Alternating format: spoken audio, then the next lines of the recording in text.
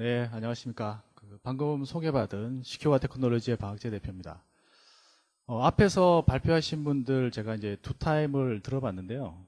앞에서 발표하신 분들은 공무원인 분들에도 불구하고 준비도 많이 하셨고 전문가 못지않게 발표를 잘 하시는 것 같았습니다. 예, 저는 사실 공무원이나 뭐 이렇게 대학의 교수 이쪽은 아니고요. 업체에 지금 대표이사를 맡고 있습니다. 그러다 보니까 오늘 발표 자료를 사실 처음 부탁을 받았을 때 저희 제품이라든가 저희 기능을 여기다 좀 넣었으면 하는 바람이 욕심이 좀 있었는데 사실 자료에 보시면 그런 내용들은 다 빼고요. 실제 이제 CCTV라든가 IoT 장비를 앞으로 어떻게 보완할 것인가에 대한 제 개인적인 생각을 많이 좀 담았습니다.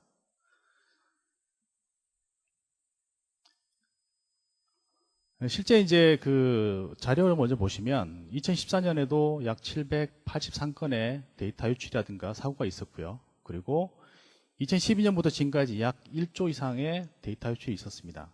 그리고 각 데이터 유출별로 3.5밀리언이면 약 40억 정도 되는 금액이죠. 이 정도의 손실이 있었는데요.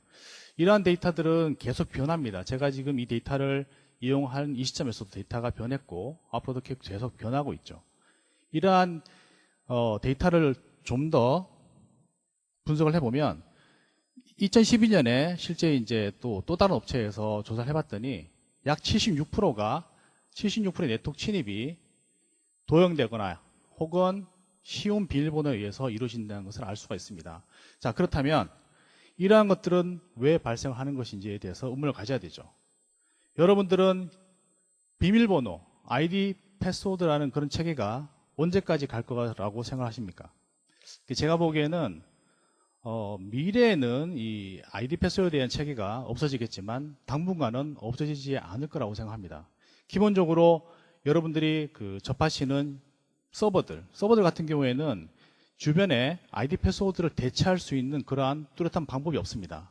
PC 같은 경우에는 개인이 사용하기 때문에 개인의 지문이라든가 얼굴 같은 걸로 보완할 수 있지만 레거시 장비 같은 경우에는 여전히 아이디 패스워드를 가지고 보완하는 것이 일반적이죠. 모든 문제점은 바로 이 아이디 패스워드에서 시작이 됩니다. 아이디 패스워드를 안 바꾸시고 아까 이제 어느 공무원이 말씀하신 것처럼 아이디 패스워드에 대한 유출 문제가 CCTV라든가 IoT 장비 이런 것들에 대해서 광범위하게 지금 내포를 하고 있죠. 그래서 저는 새로운 모델을 제시를 하려고 합니다. 그 새로운 모델은 바로 바이오 로그인이라는 거죠. 여기에는 출입문 혹은 여러분들이 많이 사용하시는 오퍼레이팅 시스템 그리고 CCTV, 보안 장비 그리고 프린터기, 복합기라는 거죠. 이런 모든 분야에 대해서 지금 여러분들이 사용하시는 그러한 일반적인 형태가 아니고 여러분들이 사용하시는 생체를 이용한 그런 바이오 로그인을 제안을 드리고자 합니다. 오늘 주제가 주제인 만큼 이 바이오 로그인에 대해서 좀 상세하게 좀 들어갈 건데요. 저는 사실 약 25년 정도 계속 기술 쪽만 몸을 닦고 있습니다. 그래서 여러분들한테 아까 이제 공무원들 말씀하셨던 것처럼 정책이라든가 혹은 뭐 여러 가지 이제 다른 그런 분야에 대한 부분을 자세히 설명드릴 수는 없습니다. 오전에 이제 오찬 때도 이렇게 보안 업체 분들이 많이 모였는데요. 이 보안이란 부분이 뭐 큰 카테고리로 보면 몇십 개, 그리고 더 깊게 들어가 보면 그 안에 또 수십 가지의 카테고리가 있습니다. 저도 저희가 이제 관여하는 보안 부분에 대해서는 굉장히 잘 알지만 융합 보안이라는 큰 그림에서 보면 굉장히 작은 부분밖에 알고 있지 않다는 거죠. 그래서 오늘 준비한 자료에 뭐 여러 가지 이제 뭐 잘못된 부분이라든가 혹은 제가 잘못 설명한 부분이 있더라도 너그럽게 좀 이해를 해 주시길 부탁을 드리겠습니다. 자, 그래서 이 융합 보안에서 생체 인증을 사용하기 전에 저희가 먼저 해야 될 게 뭐냐면 그럼 생체 인증 디바이스가 어떠한 것들인지에 대한 특징을 먼저 살펴봐야 할 것 같습니다. 맨 먼저 지금 보시는 게 바로 지문 디바이스죠. 지문 디바이스의 특징은 굉장히 사용하기가 쉽습니다. 이미 보편적으로 알려져 있기 때문에 사용자의 거부감이 많이 상대적으로 적은 그런 디바이스라고 할 수 있죠. 생체 디바이스를 이야기할 때 가장 중요한 부분이 바로 오른쪽에 있는 FAR과 FRR입니다. 이 FAR은 뭐냐면 그 타인 수락률입니다. 예를 들어서 내 지문을 통해서 어떠한 인증을 받고자 할 때 내가 아닌데도 불구하고 타인이 나로 인증해서 들어갈 수 있는 확률이 얼마나 되느냐라는 것이 바로 FAR이고요. 그리고 FRR은 뭐냐면 난데 내가 지금 지문을 터치를 했는데 너 아니야 라고 거부하는 그런 본인 거부율을 뜻합니다. 저 두 가지 수치는 낮을수록 보안이 우수한 디바이스라고 보시면 되죠. 지문 같은 경우에는 약 0.001 그러니까 10만 분의 1 정도의 FAR이 있습니다. 그러니까 10만 분에 한 번 정도는 다른 사람이 들어갈 수가 있죠. 근데 최대치를 보시면 약 0.01입니다. 굉장히 디바이스 치고는 보안성이 이렇게 높지 않다고 생각을 하실 수도 있는 디바이스죠. 지문 같은 경우에는 사실 손가락에 있는 약 패턴이 30개 정도밖에 안 된다고 합니다. 이 30개 정도의 개인적인 패턴을 가지고 사람을 판별하기 때문에 이 정도도 나오는 것 같고요. 두 번째로는 얼굴이죠. 얼굴도 지문과 마찬가지로 이미 굉장히 많이 사용을 하고 있습니다. 특히 여러분들이 사용하시는 핸드폰 보통 얼굴로 돼 있죠. 그래서 가장 보편적으로 많이 쓰긴 하는데 이 얼굴의 특징은 뭐냐면 정면에서 봐야 됩니다. 그리고 일정한 거리가 있어야지 너무 멀리 있거나 너무 가까이 있으면 또 인식이 안 되는 문제점이 있죠. 그리고 무엇보다 중요한 것은 바로 빛에 민감하다는 겁니다.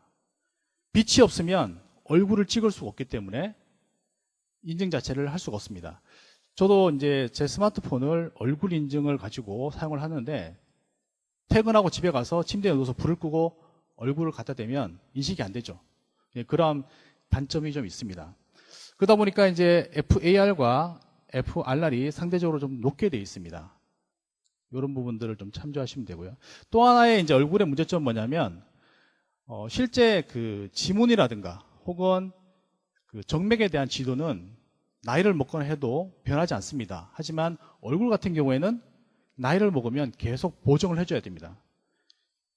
그리고 쌍둥이 같은 경우에는 내가 아님에도 불구하고 얼굴을 인식을 해서 접속을 하는 경우도 생길 수가 있다는 거죠. 다음으로 보시는 장비는 정맥 디바이스입니다. 정맥 디바이스는 지금 국내에서는 제가 알기로는 만들지를 못하는 걸로 알고 있어요. 그리고 월드와이드하게도 일본에서밖에 만들고 있지 않습니다. 주로 손바닥에 정맥이나 손가락의 정맥을 스캔해서 인증하는 그런 디바이스인데요. FAR이 무려 1000만 분의 8에서 100만 분의 1 정도 수치가 됩니다. 그리고 FRR 같은 경우에도 굉장히 상대적으로 높은 그런 수준을 유지하고 있죠. 이 정맥 디바이스 같은 경우에 특징이 뭐냐면 제조사의 말을 빌려보면 심지어는 이제 손목이나 손가락을 잘라서 인증을 해도 인증이 안 된다고 합니다. 왜냐하면 살아있는 피, 그러니까 피가 흘러야만 얘를 찍을 수가 있고요. 이 피가 흐르지 않으면 인증을 할 수 없기 때문에 살아있는 사람에서만 사용을 할 수 있다는 얘기가 있었습니다. 물론 이제 아쉽게도 제가 아직 테스트를 못 해봤어요. 그리고 그 다음에 살펴볼 생체 인증 디바이스는 그 홍채입니다. 홍채 같은 경우에는 물론 이제 외국 자료긴 한데 1제곱밀리미터당 약 3.4바이트의 정보가 있다고 합니다. 그리고 그 동일인으로 오해받을, 그러니까 동일인으로 인증받을 수 있는 확률이 무려 10에 마이너스 72승이나 된다고 하는데 실제 이제 FAR과 FRR은 아까 보셨던 그 장정맥 디바이스, 지정맥 디바이스와 거의 유사한 수치를 보이고 있습니다. 근데 이제 홍채 인식이 거론될 때마다 가장 많이 이제 얘기되는 게 바로 푸틴 대통령을 해킹한 독일 해커 이야기와 그리고 마이너리티 리포트에서 실제 이제 홍채를 뽑아서 절체를 해서 인식기에 갖다 대서 통과했던 그런 용화 얘기를 가장 많이 합니다. 근데 요즘 기술을 계속 이제 저도 이제 찾아보니까 이 사람에서 홍채를 적출을 해서 기계에 갖다 댄다고 해서 요즘 기술로는 통과를 할 수가 없답니다. 왜냐하면 단순히 그 홍채를 그 사진을 찍는 것이 아니고 사람한테서 분리를 하게 되면 이 시신경이 끊어지면서 동공이 확대가 된다고 합니다. 그래서 일단 그 홍채 지도가 달라지는 부분이 하나 있고요. 두 번째는 요즘에 그 나오는 그 홍채 디바이스들이 빛을 쏴서 이 빛에 동공이 반응하는 것까지 다 체크를 한다고 합니다. 그래서 예전에 나왔던 마이너리티 리포트에 있는 그러한 내용들은 요즘에는 실은 불가능하다는 얘기를 하죠. 그래도 불구하고 많이 쓰지 않는 이유는 뭐냐면 제 생각엔 그렇습니다. 지문이나 혹은 얼굴이나 혹은 정맥 디바이스에 비해서 사용하기가 굉장히 어려워요. 눈으로 이렇게 갖다 대야 되는 부분이 있기 때문에 사용자들이 좀 거부감을 느낄 수 있는 그런 부분이 있는 것 같습니다. 그래서 지금까지 이제 디바이스에 대한 부분을 설명을 드렸는데요. 이 디바이스는 저희가 사실 만들지 않습니다. 그래서 지금 자료를 제가 딴 데서 이제 좀 인용을 했는데 이 부분에 대해서 좀 잘못될 수도 있습니다. 내용 자체가. 일단 그 넘겨보시면 오늘 주제에 맞춰서 바이오를 이용한 융합 보안에 설명을 드릴게요. 이 자료는 하이크비전에서 그 배포한 인터넷 자료를 제가 좀 참조를 했습니다. 물론 하이크비전에 대해서 제가 이제 정확한 제품을 알 수는 없지만 제가 알고 있는 그 기능과 앞으로 이렇게 발전할 것이라는 대한 부분을 종합적으로 설명을 좀 드릴게요. 하이크비전이 지금 그 제가 지난주 해외에서 이렇게 제품을 봤는데 이미 복도를 이렇게 자연스럽게 걸어가면서 얼굴을 인지한 다음에 출입을 열어주는 시스템을 판매하고 있습니다. 가격도 굉장히 저렴합니다. 기존에는 출입문에 얼굴을 갖다 대고 뭐 비밀번호 누르고 이렇게 했는데 굉장히 자연스럽게 그냥 복도를 걸어감으로 인해서 얼굴을 인식하고 출입문을 열어주는 그런 형태로 이미 제품이 나와 있더라고요. 그래서 하이크비전 자료를 좀 더 조사를 해봤더니 결국 하이크비전이 가려고 하는 그런 최종 목표가 뭐냐면 CCTV 카메라를 이용해서 출입문을 통제를 하고 그리고 출입문 안쪽에 문이 또 있겠죠. 출입문을 통과하지 않은 사람이 안쪽 문을 통과할 수가 없습니다. 혹은 사무실에 그 PC가 있어요. 출입문을 통과하지 않고 혹은 사무실의 문을 통과하지 않은 사람이 PC를 사용할 수 없도록 이런 에이전트를 이미 확보하고 있는 것 같습니다. 좀 더 시간이 지나면 복합기 앞에서 스마일 하셔야 프린트가 되고 커피 머신 앞에서 얼굴 인증을 하시면 커피를 마실 수 있는 이러한 형태가 되는 것이 바로 이들의 목표인 것 같아요. 그래서 저희도 이 관련되신 분이 계시면 이러한 부분에 대해서 좀 더 연구를 하셔서 이러한 부분들을 종합적으로 추이 통제할 수 있는 시스템을 빨리 좀 만들었으면 하는 게 제 생각이고요. 지금까지 이제 그 말씀드렸던 부분 중에 하나가 자연스럽게 걸으면서 출입문을 통과하는 그런 형태는 실제 제품을 본 거고 나머지는 제가 이 자료를 보고 좀 유출했습니다. 이렇게 되지 않을까라는 부분. 그리고 두 번째 그 바이오를 이용한 가장 일반적인 그런 분야가 바로 PC 로그인 분야입니다. 기존의 PC는 대부분 다 아이디와 패스워드를 이용해서 접속을 하고 계시고 그 패스워드는 여러분들이 주기적으로 변경을 하고 계시죠. 그러다 보니까 패스워드를 옆 사람한테 알려주고 옆 사람이 대신 로그인할 수도 있고요. 여러 가지 이제 문제점이 발생할 수가 있는데 왼쪽에서 보신 것처럼 윈도우 7이나 윈도우 10 혹은 가상화 환경에서 있는 여러 가지 OS들을 아이디와 패스워드가 아닌 생체로 이용할 수 있는 그런 방법이 이미 나와 있고 사용을 하고 있습니다. 여기에서 사용되는 디바이스는 지문 혹은 모바일 혹은 정맥 디바이스가 사용이 될 수가 있겠죠. 가장 빨리 움직이고 있는 회사가 바로 마이크로소프트입니다. 마이크로소프트는 이미 2015년에 윈도우 10에 헬로라는 기능을 탑재를 했죠. 헬로 같은 경우에 마이크로소프트의 어떤 그 메시지를 보면 아까 보셨던 FAR이 약 10만 분의 1 정도의 정확도를 가지고 있다고 합니다. 근데 제 생각에는 이 10만 분의 1이라는 것이 헬로의 어떤 그런 그 디펜던시한 게 아니고 어떤 디바이스를 사용하냐에 따라서 10만 분의 1이 될 수도 있고 뭐 100만 분의 1이 될 수도 있다고 생각을 합니다. 어쨌든 이미 마이크로소프트가 이 헬로를 굉장히 이제 많이 좀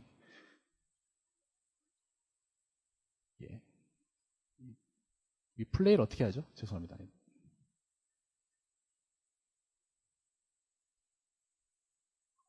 예. 지금 보시는 것은 마이크로소프트 헬로의 광고죠. 단순히 지문을 터치함으로 인해서 윈도우즈 OS를 로그인할 수 있습니다. 실제 디바이스, 마이크로소프트 헬로가 지원한 디바이스는 이 지문뿐만 아니라 얼굴 인식, 그리고 뭐 다른 디바이스도 충분히 여기다가 이제 연동할 수 있다고 지금 되어 있는데요. 이런 식으로 바이오 로그인을 이용하게 되면 기존의 패스워드를 사용하는 것보다 훨씬 더 보안적으로 우수할 수 있습니다. 이러한 PC 로그인을 어디랑 연결하냐면 아까 보셨던 CCTV 인증 서버와 연결해서 사무실에 출입하지 않은 사람은 AD 계정에 내 PC 로그인을 막는 이러한 용도로 사용을 할 수 있는 분야가 있을 수 있을 것 같아요. 다음은 이제 CCTV 패스워드 관리 부분입니다. CCTV 패스워드 관리 부분이 왜 중요하냐면 실제 저희가 다녀본 국내의 지자체를 기준으로 말씀을 드려보면 화성시 같은 경우 혹은 경기도 고양시 같은 경우에는 CCTV 카메라 숫자가 이미 6,000대, 7,000대가 넘었습니다. CCTV 패스워드 관리를 어떻게 하는지 먼저 설명을 드릴게요. 예를 들어서 오른쪽에서 보시는 것처럼 CCTV 카메라가 7,000대가 있으면 3개월마다 한 번씩 사용자가 이 CCTV 카메라의 패스워드를 바꾸셔야 됩니다.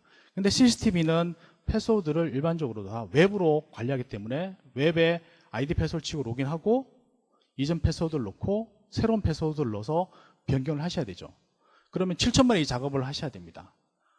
서버라면 여기서 끝나죠. 하지만 CCTV 같은 경우에는 VMS라는 아주 특별한 장치가 있어요. 이 VMS에 모든 영상이 다 저장이 되고 VMS도 마찬가지로 CCTV에 아이디 패스워드 인증을 통해서 접속을 하고 영상을 당겨오는 형태로 운영이 됩니다. 그러다 보니까 이 VMS의 카메라의 정보에 패스워드를 똑같이 한 번 더 업데이트를 해야 됩니다. 그러면 약 14,000번 정도의 작업을 해야 되는데 사람으로서는 도저히 할 수 없는 그런 업무량입니다. 그래서 요즘에는 패스워드 관리 솔루션이라는 그런 CCTV 전문 솔루션이 패스워드를 변경하고 그리고 VMS 쪽에 패스워드를 또 한번 업데이트 해줍니다. 카메라의 모든 패스워드는 다 그렇진 않지만 랜덤하게 다 다른 방식으로 바꿉니다. 그러다 보니까 이제 사용자들이 패스워드를 관리자들이 바꾸실 일이 없는 거죠. 자, 이렇게 되니까 문제가 발생하는 게 뭐냐면 예전에는 카메라의 패스워드를 관리자분이 아시기 때문에 필요한 경우 카메라에 접속을 하시고 아이디 패스워드를 가지고 쉽게 카메라 운영을 하셨어요. 근데 지금은 패스워드가 7,000대가 다 다르죠. 그래서 카메라에 내가 접속하고 싶을 때 접속에 대한 부분이 굉장히 불편해졌습니다. 하지만 이 부분도 생체 바이오 로그인을 이용하시면 굉장히 편리하게 접속하실 수 있어요. 관리자는 오른쪽에서 보시는 카메라의 패스워드를 전혀 모르셔도 지문이나 혹은 생체 인증, 뭐 손바닥이나 손가락 이런 것들만 터치하시면 카메라에 자동으로 접속을 시켜드립니다. 그리고 카메라의 작업이 끝나면 또 한 번 패스워드를 자동으로 바꿔준, 그러니까 쉽게 설명드리면 회수하는 기능까지도 구성을 하실 수가 있습니다. 그래서 지금 지자체의 CCTV 관제센터에서 가장 많이 하시는 부분이 바로 CCTV 패스워드 관리 솔루션을 구축하시는 거죠. 여기에 보안성을 높이기 위해서 생체 디바이스가 들어가게 됩니다. 그러면 보안성도 높아지고 사용자의 어떤 그 유저빌리티도 높아지게 됩니다.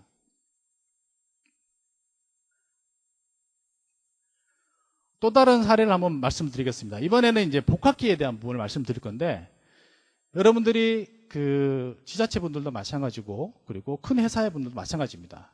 가보면 복합기라는 큰 프린터라든가 복사기가 있습니다. 이 복합기도 모두 다 네트워크에 연결되어 있고요. 그리고 이 복합기도 지금 사용자들이 뭐 카드를 이용하든가 해서 터치한 다음에 복사하거나 할 수 있도록 다 보안이 설정이 되어 있습니다. 근데 여기도 관리자 계정에 대한 부분은 관리가 안 되고 있는 거죠. 예를 들어서 복합기에 관리자 계정으로 들어가서 사용자를 추가하거나 혹은 사용자 권한을 바꾸거나 할 수 있는 그런 관리자 계정이 있는데 이 관리자 계정에 대한 아이디 패스워드도 현재 관리가 되고 있지 않습니다. 실제 이제 부산의 그 모 구청 같은 경우에는 복합키까지도 새로운 보안의 위협이라 보고 그 복합키에 대한 비밀번호를 주기적으로 관리하고 있습니다. 예를 들어서 외주 복합키 관리 업체가 그 현장에 도착을 하면 비밀번호를 공무원한테 요청을 합니다. 그러면 공무원이 요청된 그런 워크플로우에 승인을 하게 되고, 이 승인하는 공무원은 비밀번호를 모릅니다. 알 필요도 없죠. 그러면 외주업체 직원한테 일회용 비밀번호가 발급이 됩니다. 그리고 이 외주 직원은 복합키에 로그인해서 여러 가지 설정을 하고 업무를 마치겠죠. 그러고 나면 다시 비밀번호를 재설정해서 회수해서 두 번 다시 비밀번호가 사용되지 않도록 하는 그런 방법으로 이미 구축이 되어 있는 사례가 있습니다.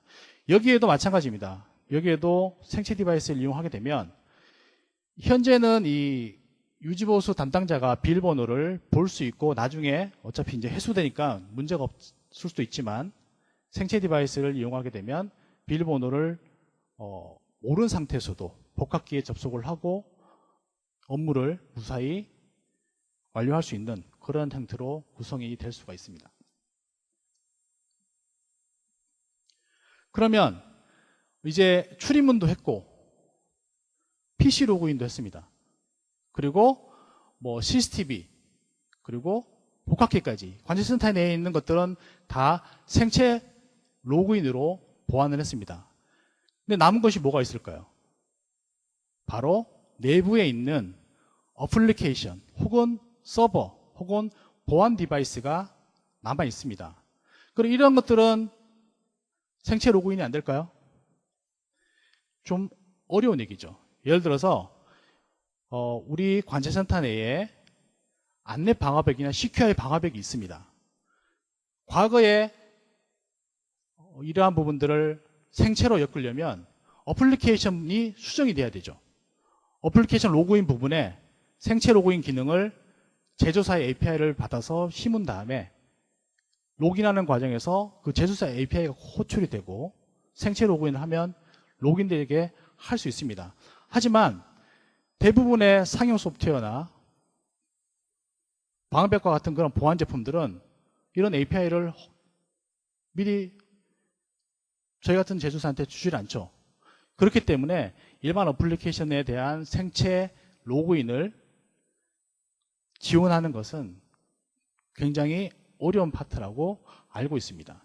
어플리케이션 종류가 되게 많죠. 상용 일반 상용 어플리케이션부터 시작해서 자체적으로 개발하신 어플리케이션 혹은 CCTV 관제 솔루션, 방화벽, 이러한 모든 분야에 생체 디바이스를 적용할 수 있느냐?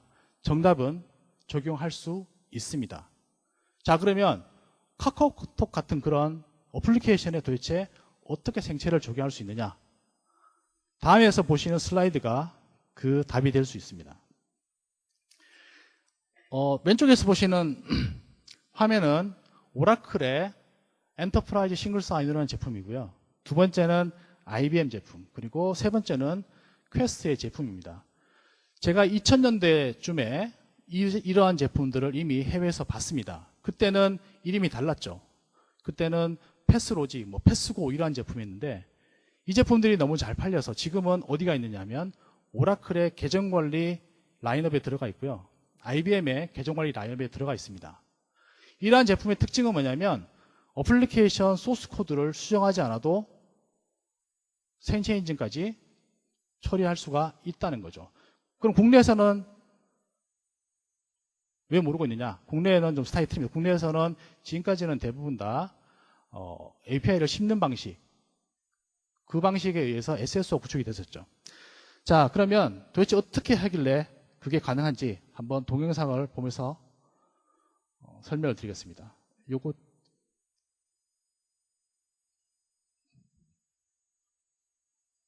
죄송합니다. 이거 어떻게 되지? 뒤로 좀 가주시겠어요? 이거 플레이 좀 시켜주세요. 네.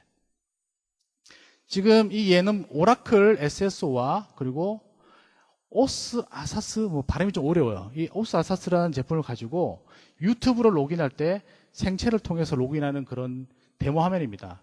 그냥 구글에서 검색하시면 바로 이 데모를 보실 수가 있어요. 이 데모가 지금 보여주는 부분이 뭐냐면 유튜브라는 그런 일반화된 그런 어플리케이션이죠. 소스 코드를 고칠 수 없습니다. 하지만 이 유튜브에 로그인할 때 지금 보셨던 오스아사스라는 그런 생체를 통해서 유튜브에 로그인하는 그런 방식이에요. 방법은 간단합니다. 유튜브에 로그인한 아이디 패스워드에 대한 부분을 오라클 ESSO가 자동으로 키인을 해주는 방식이에요. 그리고 또 패스워드를 랜덤하게 바꿉니다. 사용자는 패스워드를 알 필요가 없어요. 그리고 패스워드를 주기적으로 바꾸시지 않으셔도 됩니다.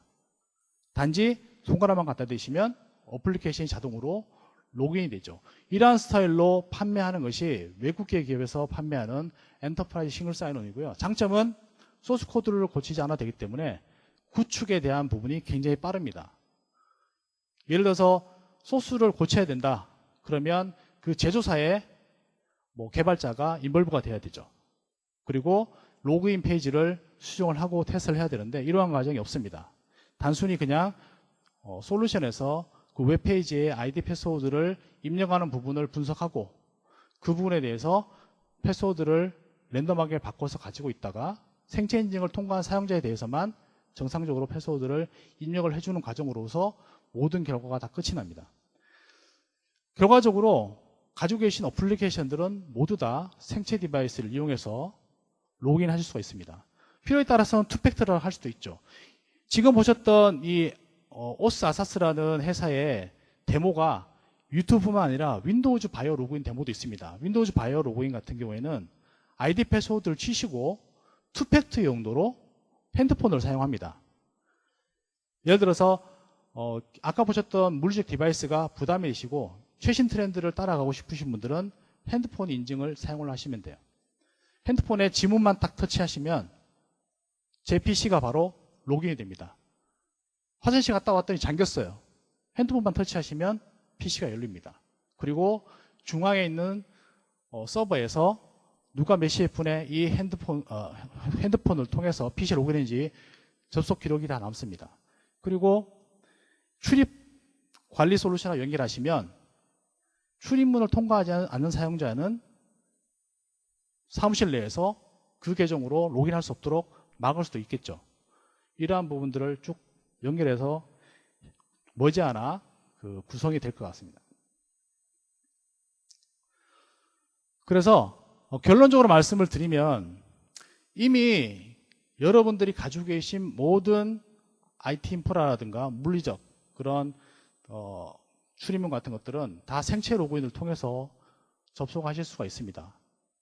보안을 적용하시게 되면 과거에는 사용자 입장에서 굉장히 불편했죠. 보안은 높아지지만 사용자 입장에서는 굉장히 불편해지는 것이 보안이었습니다.